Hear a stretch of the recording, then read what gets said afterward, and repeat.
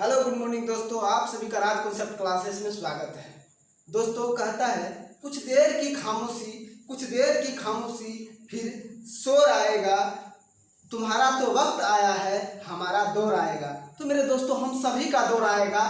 अगर अपना सभी को मिल करके माँ बाप का सपना पूरा करना है तो उसी के लिए हम लोग आज धाकड़ सीरीज शुरू किए हैं, जिसमें जो धाकड़ सीरीज का सेट 1 होगा। जैसे कि हम पिछले क्लास में बोले थे कि 10 मैथ, 5 रीजनिंग और 5 साइंस, 10 साइंस का क्वेश्चन रहेगा। तो मैथ का 10 क्वेश्चन लेकर आए हैं, इसके बाद 5 रीजनिंग का क्वेश्चन रहेगा, 10 साइंस का क्वेश्चन टेलीग्राम चैनल पर आपको क्यूज के रूप में मिल जाएगा। टेलीग्राम चैनल है यही राज कॉन्सेप्ट क्लासेस, वहाँ जाइएगा, सर्च करके उसमें ज्वाइन हो जाइएगा। उसके बाद जो आपको वहाँ पे 10 साइंस का क्वेश्चन मिल जाएगा। तो चलिए आज शुरू करते हैं। पहला क्वेश्चन है, कहता है किसी भिन्न और उसके व्युत्क्रम का अंतर 9/11 है। क्या कहता है? किसी भिन्न, कोई भिन्न है, उसका व्युत्क्रम का अंतर 9/11 है। तो भिन्न और इसके व्युत्क्रम दोनों के घनों का अंतर क्या होगा? यानी व्युत्क्रम एक संख्या कोई है, हम मान लेते हैं कोई संख्या x, मान लेते हैं क्या, कोई संख्या x है कि नहीं, x है, इसका व्युत्क्रम 1/x है, दोनों का अंतर कितना है? तो 9/11। ये आपको दिया हुआ है। क्या दिया हुआ है? x minus 1/11, x minus 1/x बराबर 9/11। तो कहता है क्या निकालने के लिए, x³ माइनस 1/x³ इतना बराबर क्या होगा, ये हमको निकालना है। तो एक फार्मूला हम लोग जानते हैं, अगर x माइनस 1/x बराबर a है तो x minus x³ minus 1/x³ बराबर होता है 3a plus a³ plus 3a। क्या होता है? a³ प्लस 3a, ये फॉर्मूला होता है। ठीक है, तो देखिए हम लोग पुट करते हैं। a के बराबर आपको क्या दिया हुआ है? 9/11। क्या दिया हुआ है? 9/11। तो देखिए हम यहाँ पुट करते हैं तो क्या हो जाएगा, x यानी a³ यानी 9/11 का क्यूब प्लस 3, a के जगह पे क्या दे देंगे? 9/11, तो यह गुना हो गया 9/11। आपका सवाल कर रहा था किसी भिन्न और उसके व्युत्क्रम का अंतर 9/11 है। तो हम किए, कोई भिन्न मान लिया x, उसका व्युत्क्रम यानी उल्टा दिए 1/x हो गया, उसका व्युत्क्रम, इसका अंतर कितना है? 9/11 है। और उसका कहता है q यानी घन का मतलब q का अंतर क्या होगा, ये हमको निकालना है, यानी x³ माइनस 1/x³, इसका मान ज्ञात करना है। तो हम फार्मूला पर लिख दिए, यहाँ पे इसको याद रखिएगा, x³ माइनस 1/x³ बराबर होता है a³ प्लस 3a। क्या होता है? x³ माइनस 1/x³ बराबर होता है a³ प्लस 3a। तो देखिए हम वही कि एक जगह पे जो यहाँ है वही पुट कर दिए, 9/11 का क्यूब प्लस 3 गुना 9/11। अब इसको हल करते हैं। तो 9 का क्यूब कितना होता है? 9 गुना 9 कीजिएगा तो 81, फिर उसको 9 से गुना कीजिएगा तो हो जाएगा कितना? 729। क्या होगा? 729। 9 का क्यू आप लोग याद रखिएगा। उसके बाद 11 का क्यू होता है 1331। कितना होता है? 1331 प्लस, देखिए 9 को इससे गुना कीजिएगा, क्या होगा? 3 9 27। क्या होगा? 27/11। ये हो गया। अब इसको हम लोग को हल करना है, तो एलसीएम ले लीजिएगा, क्या होगा? 1331। 11 से होगा, 11 का क्यों है, ये हो जाएगा। अब देखिए ये से कट गया, यहाँ कितना आएगा? 729 प्लस 11 से कितना बार में कटेगा? तो 11 का क्यू है, तो यानी 121 बार में कटेगा। तो 121 से अगर 27 को आप गुना करते हैं तो 121 को यहाँ गुना कर दीजिए, 121 गुना 27 कर दीजिए, तो 7 4 7 दूनी 14, 8 में 1 7 1 8, यहाँ हो गया 2 2 दूनी 4, फिर हो गया 2, इसको जोड़िए 7 6 8 4 12, तो 3, यानी 3 2 6 7। इसको ऐड कर देना है, तो ऐड कीजिएगा क्या होगा? 9 7 16। कितना आता है? 9 7 16। उसके बाद 2 और 6, 6 2 8, 6 और 2 कितना हो गया? 8, इसमें एक था तो ये हो गया 9। उसके बाद देखिए यहाँ 2 और 7, तो 7 2 9, फिर यहाँ क्या? 3, इतना है 1 3 3 1। यही हो गया आपका आंसर। तो ऑप्शन में देखिए क्या दिया होगा? -31 1331/2538 2538/1331 माइनस में 729/1331 यहाँ दिया हुआ 3996 क्या 1331, ये हो गया आपका आंसर। चलिए इसके बाद अगला क्वेश्चन क्या कह रहा है, अगला क्वेश्चन कह रहा है, चलिए दूसरा क्वेश्चन क्या है, दूसरा क्वेश्चन में कह रहा है दो गो पाइप है ए और बी एक टैंक को क्रमशः x मिनट और 6 मिनट में भर सकता है। यदि दोनों पाइप एक साथ काम कर रहे हो तो टैंक को भरने में 1.5 मिनट लगता है, समय लगता है। तो कहता है x का मान क्या होगा। चलिए देखते हैं फिर से। देखिए यहाँ कह रहा है दो टैंक है ए और बी है, ए को लगता है कितना समय x समय, उसके बाद कह रहा है बी को कितना लगता है, बी को लगता है 6 मिनट। उसके बाद कह रहा है दोनों जब एक साथ काम करता है तो कितना लगता है 1.5 मिनट, कितना लगता है, यानी ए प्लस बी को टाइम लगता है कितना 1.5। अब देखिए इन दोनों का क्या करेंगे एलसीएम, ये हो गया बी का और ये हो गया ए और बी दोनों का टाइम, और इस दोनों का अगर आप एलसीएम लीजिएगा यानी लघुत्तम निकालिएगा तो जो निकलेगा वो क्या निकलता है टोटल वर्क, क्या निकलता है टोटल वर्क यानी कुल कार्य। तो कुल कार्य निकालने के लिए हमको इन दोनों का एलसीएम निकालना है, तो 6 और 2 का एलसीएम लेते हैं। तो पहले यहाँ देखिए दशमलव में है तो इसको ऐसे कर दीजिए 15/10 कर दीजिएगा, ही कटिएगा तो हो जाएगा 3/2। ऐसे भी कर सकते हैं आप, वैसे भी ले सकते हैं, कोई दिक्कत नहीं है। इन दोनों का एलसीएम ले लीजिएगा तो होगा कितना 3 और 6 का ऊपर वाला का एलसीएम। इस तरह तो भी में रहता है क्या करते हैं ऊपर वाला का एलसीएम नीचा का एचसीएफ, ऊपर वाला का एलसीएम नीचा का एचसीएफ। तो 6 और 3 का एलसीएम 6 हो गया और नीचा में क्या 2 और 1 इसका एचसीएफ हो जाएगा 1। तो इसमें अब चलिए इससे इसको भगा देते हैं। तो ये जो है टाइम, इससे अगर ये आपका टोटल वर्क निकला इसमें भगा दीजिएगा तो आपको क्या निकलता है इफिशियंसी यानी क्षमता, यानी बी के पास कितना क्षमता है वो चीज निकल जाएगा। तो बी का क्षमता कितना हो गया 6 से इसमें भगा दिए तो 1, बी का क्षमता कितना हो गया 1 और ए प्लस बी का क्षमता निकालना है। टोटल काम है 6, दोनों मिलकर करता है इतना दिन में, तो क्षमता इसका क्या है वो चीज निकालने के लिए इसमें भगा दे दीजिए। तो भगा दीजिएगा कितना होगा, तो यहाँ देखिए 3 अगुना हो जाएगा क्या 2, ये हो गया 2 2 दूनी 4 यानी 4 डले उससे 6 भी होता है, तो यहाँ हो गया 4। अब देखिए ए और बी का क्षमता कितना निकला 4, बी का कितना था 1, तो ए का कितना होगा देखिए इसका है 1, इसका कितना हो जाएगा दोनों का है 4 तो इसका हो जाएगा 3।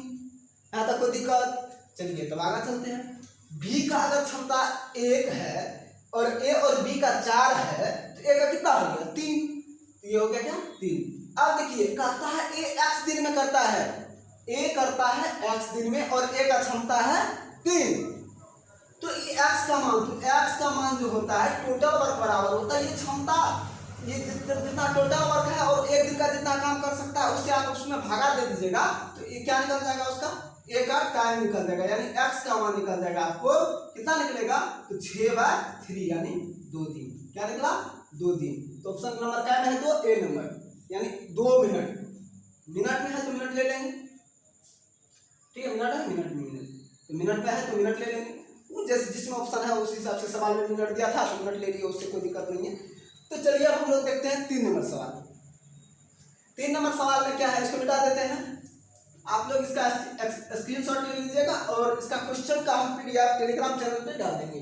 दूसरा क्वेश्चन कह रहा है, कहता है किसी कीबोर्ड को 15% और 25% के हानि पर बेचने पर 50 रुपया का अंतर होता है। मान लीजिए ये पेन और ये पेन दोनों को हम इस पे 15% हानि पर बेचे, इसको 25% हानि पर बेचे तो टोटल कितना हुआ 50 रुपया का अंतर हो गया।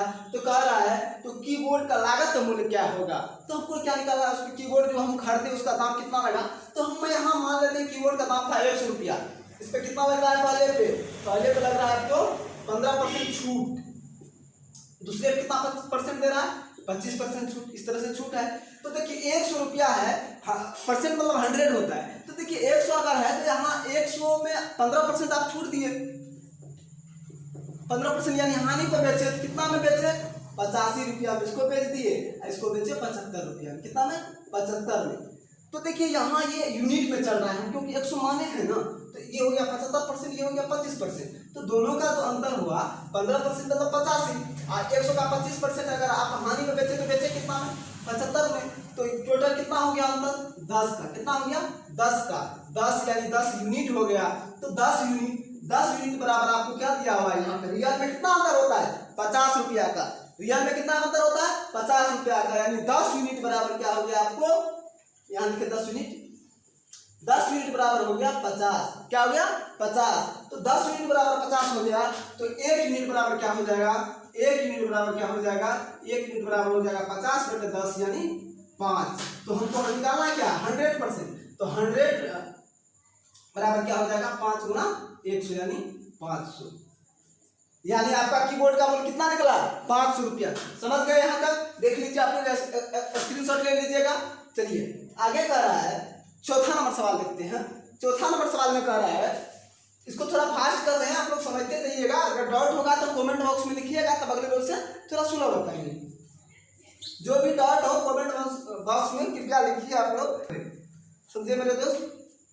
चलिए 4 नंबर में हम लोग देखते हैं, कहता यदि संख्या x3339 11 से विभाज्य हो तो x का मान क्या होगा। अच्छा क्वेश्चन है, देखिए इसको, x3339 कहता है ये संख्या 11 से विभाज्य है, तो आपको बताना है कि x का मान क्या होगा। तो देखिए हम लोग जानते हैं, एक तो इस यहाँ पे बात याद रखना पड़ेगा, 11 से विभाजिता का नियम, विभाजिता का नियम क्या होता है, ये होता है कि कोई संख्या का सम स्थान तथा विषम स्थान के योग का अंतर 11 हो या 11 से विभाज्य हो तो वह संख्या 11 से विभाज्य होगा।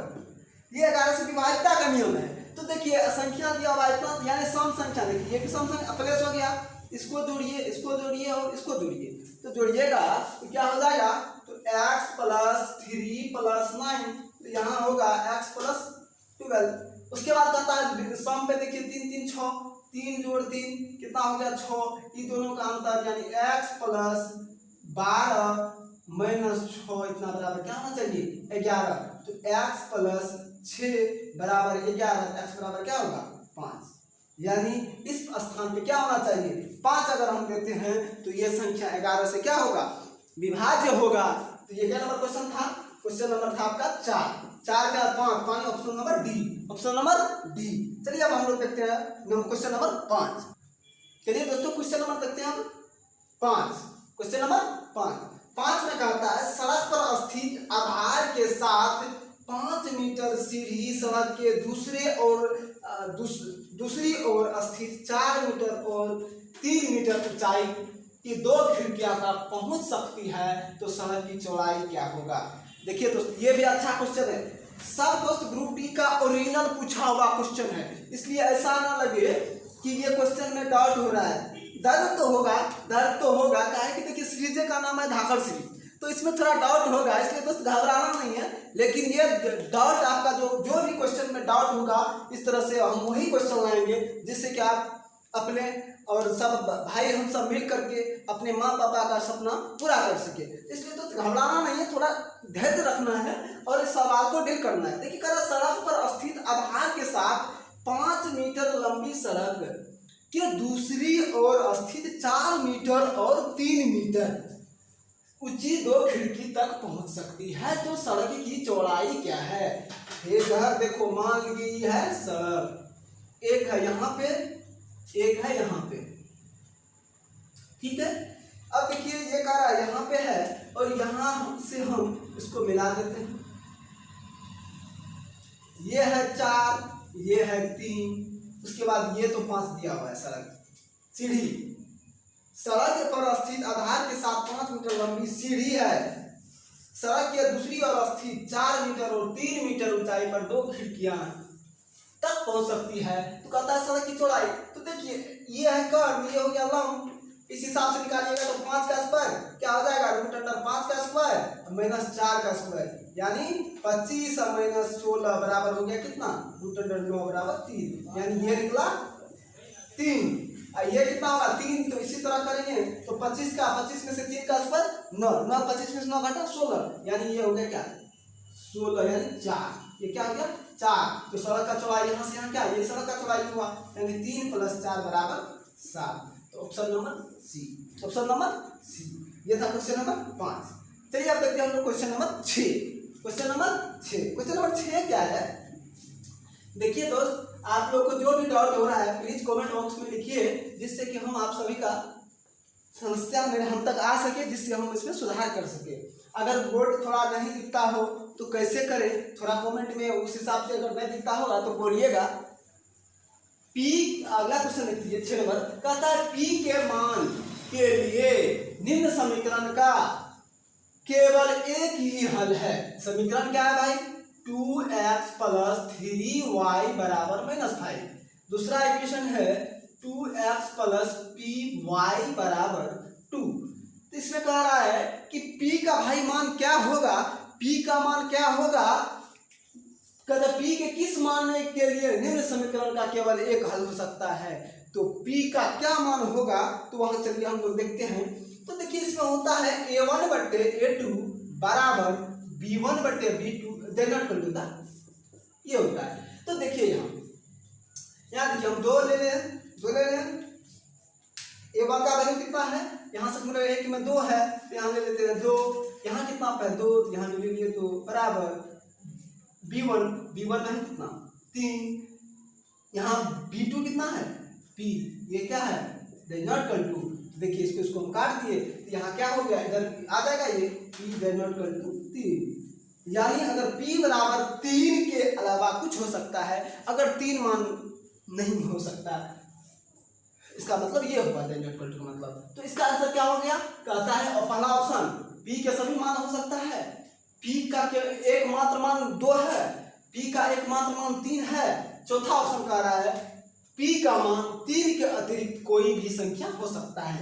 इसका मतलब वही हुआ कि p के अतिरिक्त अगर कोई भी संख्या होगा इस समीकरण का केवल एक हल होगा। तो इसका आंसर क्या हो गया, डी। आंसर क्या हो गया, ऑप्शन नंबर डी, p का मान 3 के अतिरिक्त कोई भी हो सकता है। चलिए अगला देखते हैं क्वेश्चन नंबर 7। क्वेश्चन नंबर 7 चलिए अगला क्वेश्चन नंबर 7 में कह रहा है मेदनी, अच्छा क्वेश्चन है, देखिए इसको कह रहा है मेदनी पूरी दीवार को 16 दिन में पेंट कर सकती है। एक कोई दीवार है उसको मेदनी 16 दिन में पेंट कर रही है, जबकि यूकी को इससे 3 गुना अधिक समय लगता है।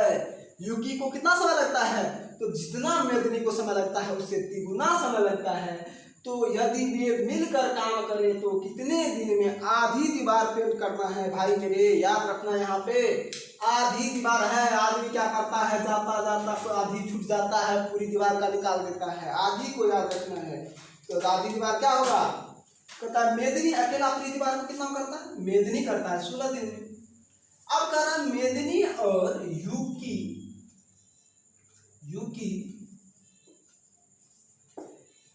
को इससे तिगुना अधिक समय लगता है, यानी इसको जितना टाइम का रेशियो दिया हुआ है इसको इससे तिगड़ा, यानी इसको 1 मिनट लगता है तो इसको 3 मिनट लगता है।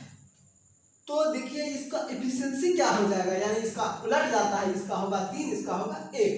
कहता है यदि वे दोनों मिलकर काम करें तो कितने दिन में आधी दीवार पेंट होगा। तो देखिए मेदनी 16 दिन में करता है, इसका एफिशिएंसी कितना है 3, तो यहाँ टोटल वर्क क्या हो गया, एफिशिएंसी गुना जितना दिन में करता है मेरे दोस्त। तो चलिए यहाँ हम लोग कर लेते हैं वही, तो 16 गुना 3 ये आपका टोटल वर्क हो गया।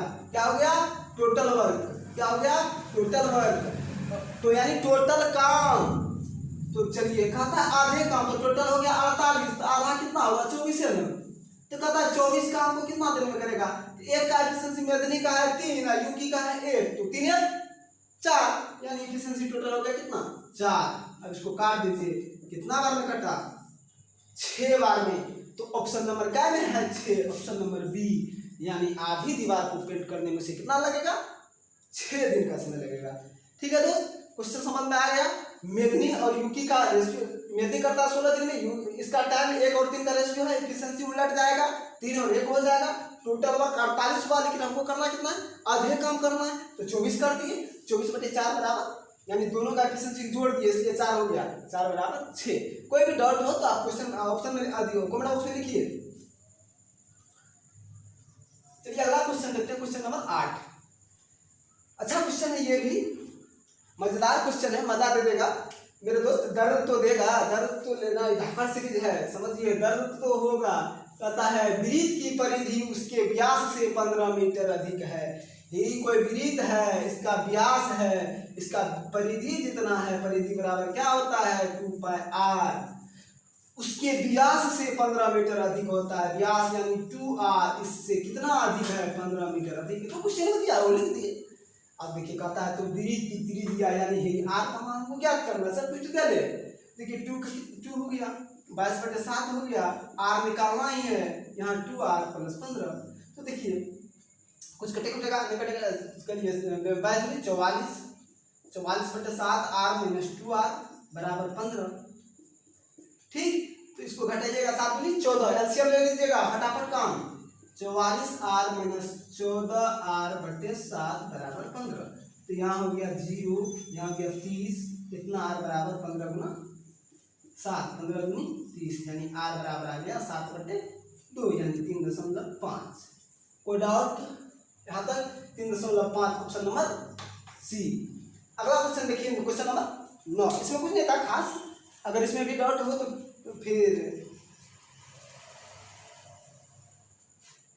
बोलिएगा कमेंट में। समझ में आ गया मेरे दोस्त? थोड़ा मेहनत तो करना पड़ेगा यार। कहता है a-1/a, अच्छा क्वेश्चन है ये भी, 1 नंबर की टाइप पे ही है। इतना बराबर दिया हुआ है 10, तो a² + a1/a² क्या होगा, a² + 1/a² क्या होगा, यही निकालना है। तो हम जानते हैं दोस्त a - 1/a बराबर a, अगर x है तो a² + 1/a² बराबर क्या होगा, तो इसका स्क्वायर प्लस 2। तो x का मान कितना है 10, यहाँ पे दिया हुआ नहीं, ये x का वैल्यू हुआ, ये है 10, x बराबर, तो 10 का स्क्वायर प्लस 2, यानी 100 है, 100 में 2 जोड़ दीजिए, कितना होगा 102। ये भी आंसर, ऑप्शन नंबर सी। चलिए एक लास्ट क्वेश्चन है, ये बहुत दमदार क्वेश्चन है, थोड़ा इसको भी देखिएगा, इसमें कोई डाउट नहीं हुआ होगा।